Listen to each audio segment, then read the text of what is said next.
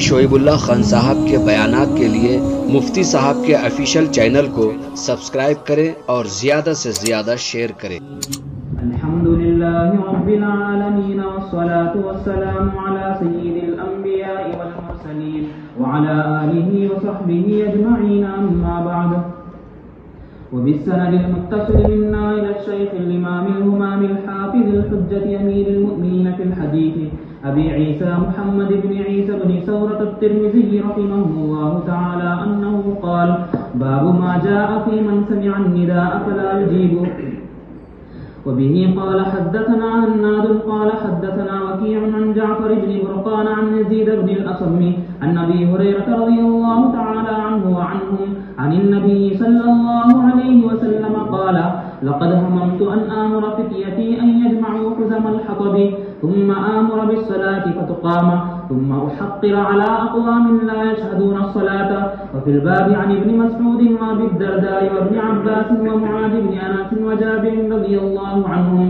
قال أبو عيسى حديث أبي هريرة رضي الله عنه حديث حسن صحيح، وقد روي عن غير واحد من أصحاب النبي صلى الله عليه وسلم أنهم قالوا من سمع النداء فلم يجب فلا صلاة له. وقال بعض أهل العلم هذا على التغليظ والتشديد ولا رخصة لأحد في ترك الجماعة إلا من عذر. قال مجاهد وسئل ابن عباس رضي الله عنهما عن رجل يصوم النهار ويقوم الليل لا يشهد جمعة ولا جماعة فقال هو في النار. وبه قال حدثنا بذلك هناد قال حدثنا المحاربي عن ليث عن مجاهد. ومعنى الحديث أن لا يشهد الجماعة والجمعة رغبة عنها واستخفافا لحقها وتهاونا بها.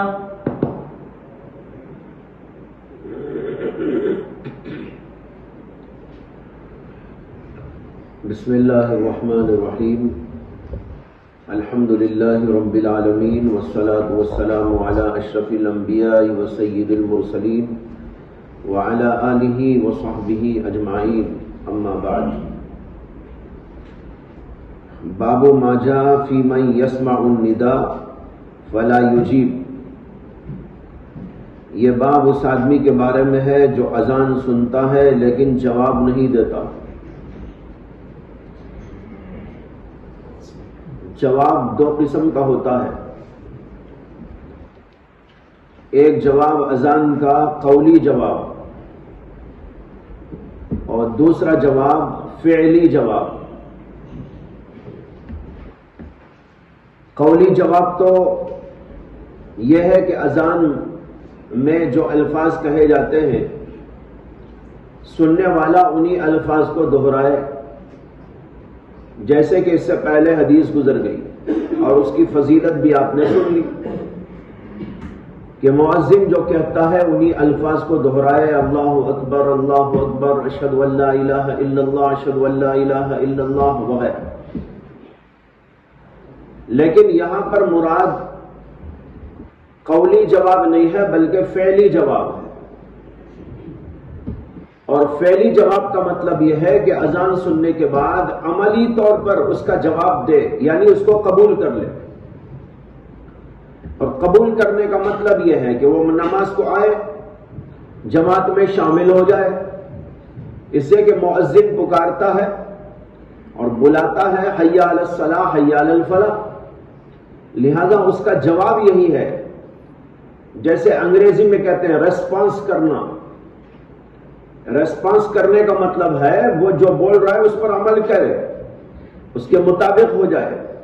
اور بالکل یہی مطلب ہوتا ہے یہاں جواب دینے کا کہ اس کا جواب یہ ہے کہ وہ جو کہہ رہا ہے اس کو قبول کرے اور اس کے مطابق عمل کرے. تو اس سے معلوم ہوا کہ امام ترمذی کے اس باب کا حاصل ہے جماعت کی اہمیت بتانا. جو آدمی اذان سنے جواب نہ دے یعنی جماعت میں شریک نہ ہو، یہ بات غلط ہے اور اس کے بارے میں سخت وعیدیں ہیں. اس کو بتانے کے لیے امام ترمذی رحمۃ اللہ علیہ نے یہ باب قائم کیا. اس کے بعد یہ سمجھیے کہ جماعت کی کیا اہمیت ہے اسلام کے اندر. اس سلسلے میں حضرات فقہائے کرام کی مختلف آراء ہیں۔ امام احمد بن حنبل اور امام داؤد ظاہری، ابن حزم ظاہری اور دیگر اہل ظواہر یہ کہتے ہیں کہ جماعت فرض ہے، جیسے نماز فرض ہے جماعت بھی فرض ہے۔ لہذا اگر کوئی آدمی بغیر جماعت کے نماز پڑھتا ہے تو اس کی نماز کل عدم اور باطل ہے، اس لیے کہ ایک فرض ساقط ہو گیا۔ یہ حضرات یوں کہتے ہیں جیسے اگر نماز کا کوئی فرض چھوٹ گیا نماز نہیں ہوتی، اسی طریقے پر اگر جماعت چھوٹ گئی تو نماز ہی نہیں ہوتی۔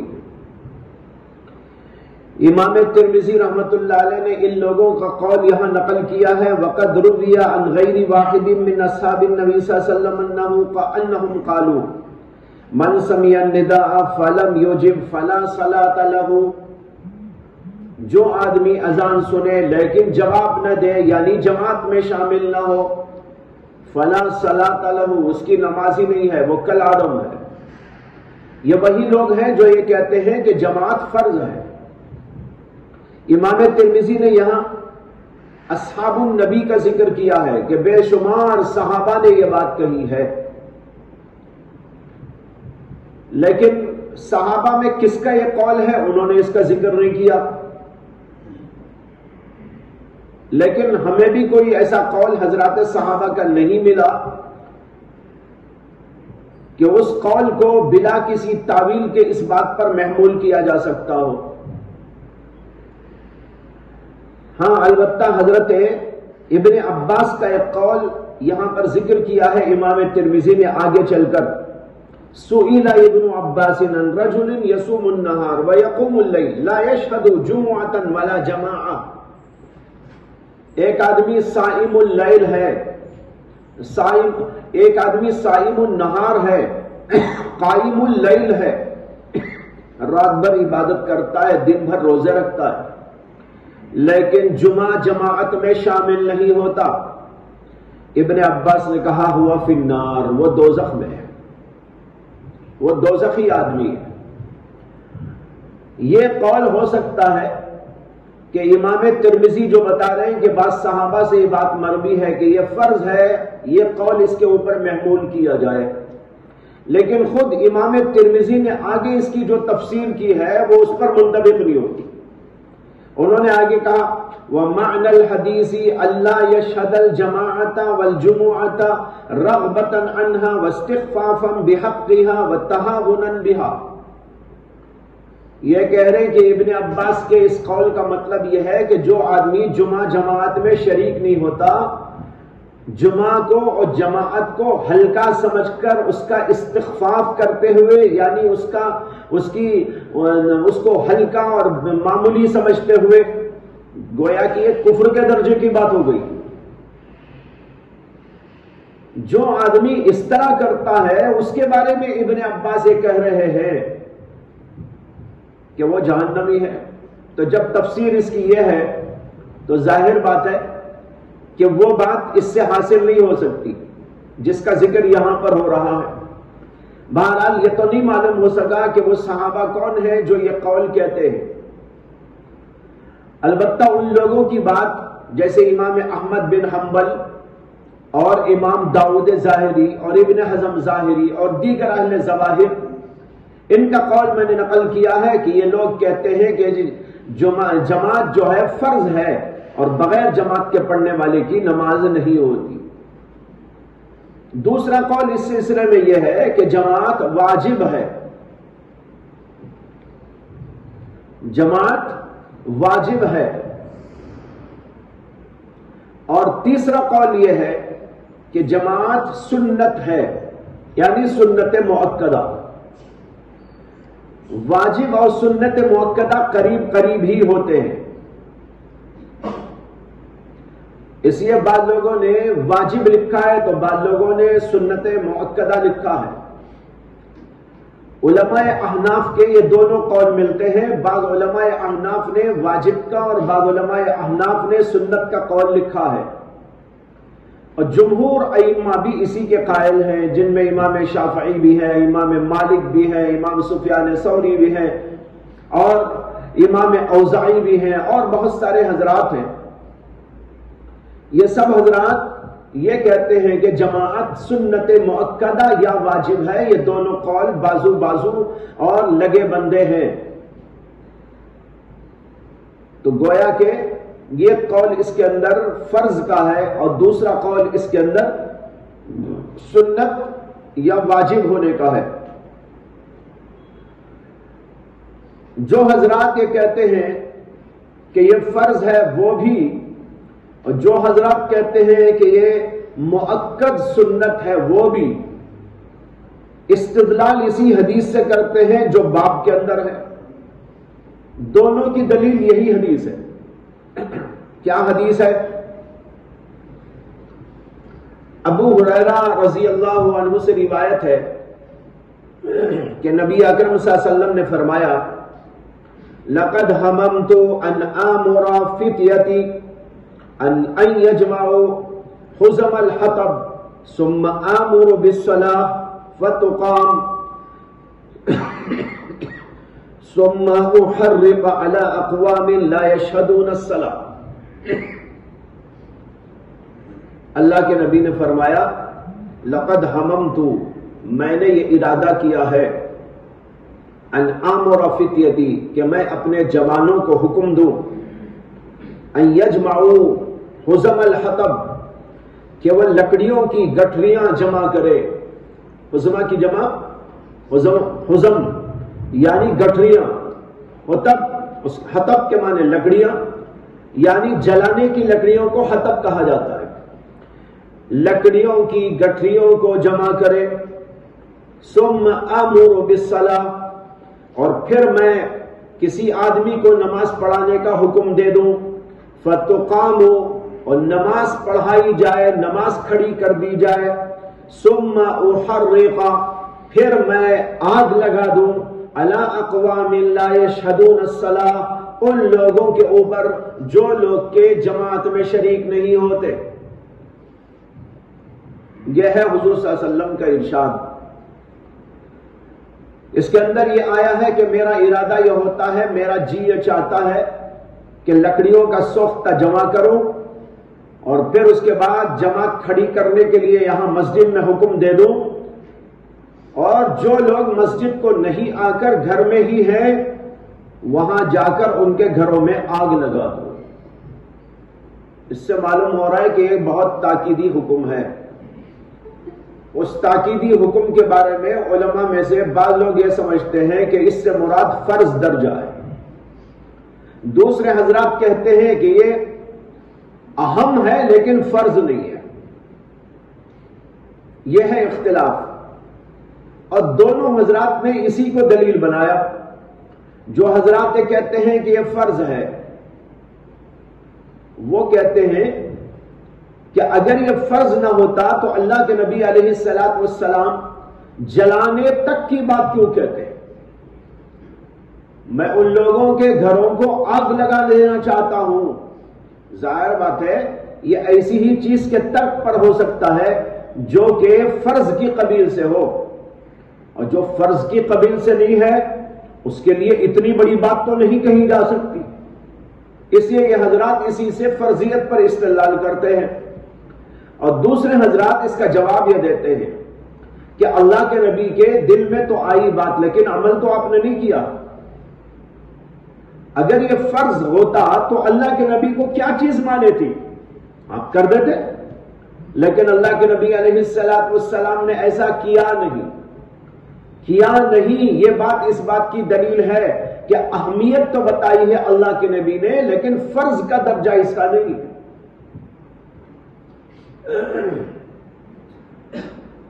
تو یہ معلوم ہوا کہ اسی ایک حدیث سے دونوں کا استدلال ہے۔ جو لوگ یہ کہتے ہیں کہ فرض، ان کا استدلال بھی، اور جو لوگ یہ کہتے ہیں کہ سنت ہے، ان کا استدلال بھی اسی حدیث سے ہے۔ بہرحال اس کی اہمیت کا پتہ اس حدیث سے چلتا ہے جو اب ہمارے سامنے آئی۔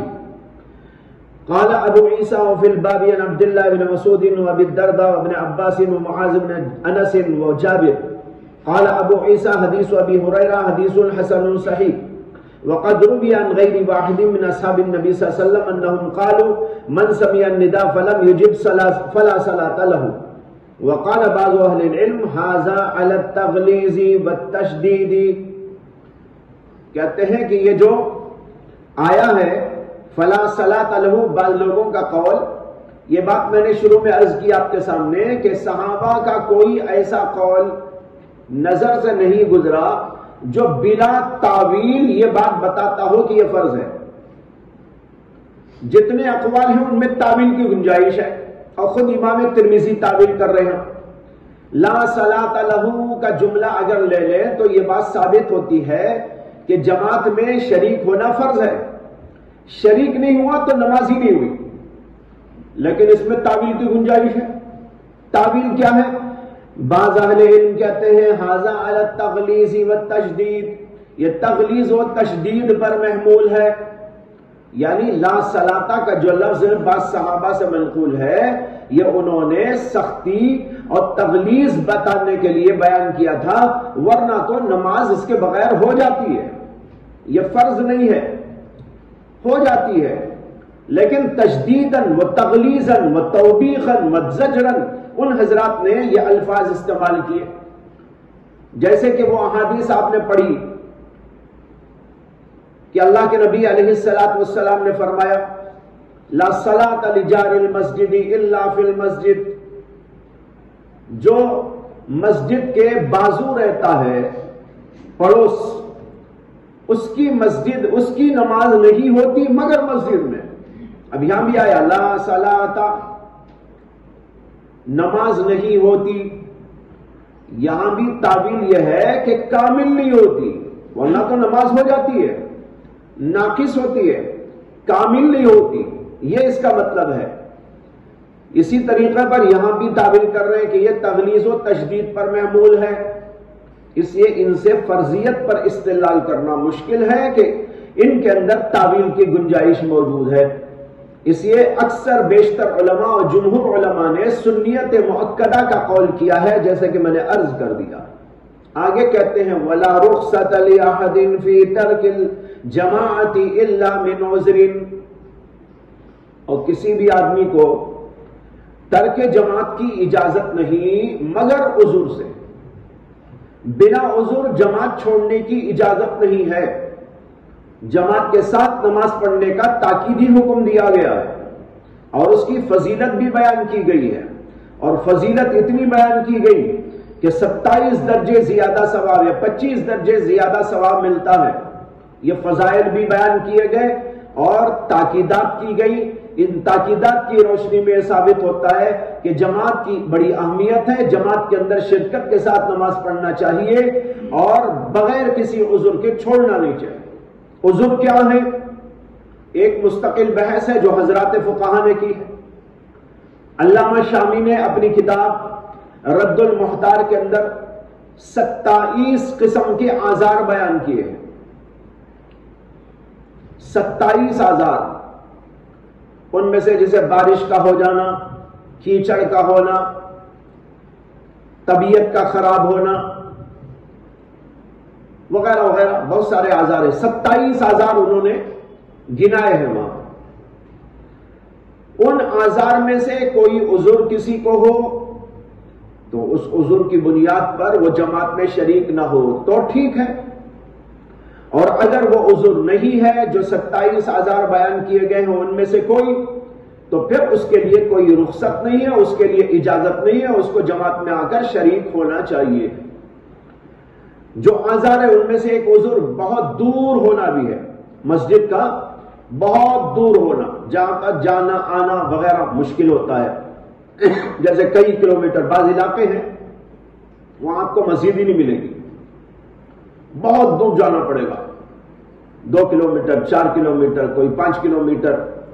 تو اگر ایسی ہے جگہ تو وہ بھی ایک عذر ہے. بہرحال وہ آزار دیکھنا چاہیے، ان آزار کو پڑھنا چاہیے، تو اس سے اندازہ ہوگا کہ یہ آزار ہمارے اندر متحقق ہے یا متحقق نہیں ہے.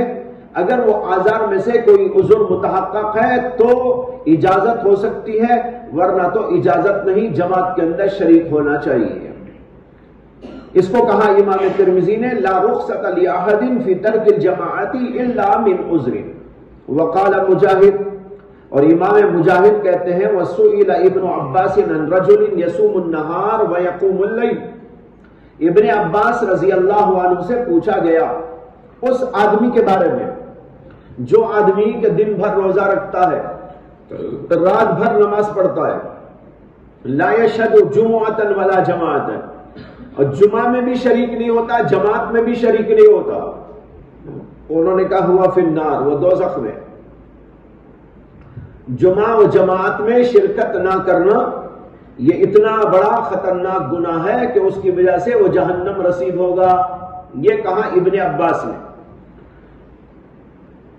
امام ترمذی نے آگے سند بیان کی، حدثنا بذالک حناد حدثنا المحاربی عن لیث عن مجاہد، یہ حضرت ابن عباس کا قول جس سند کے ساتھ واقع ہوا ہے وہ یہاں بیان کر دیا۔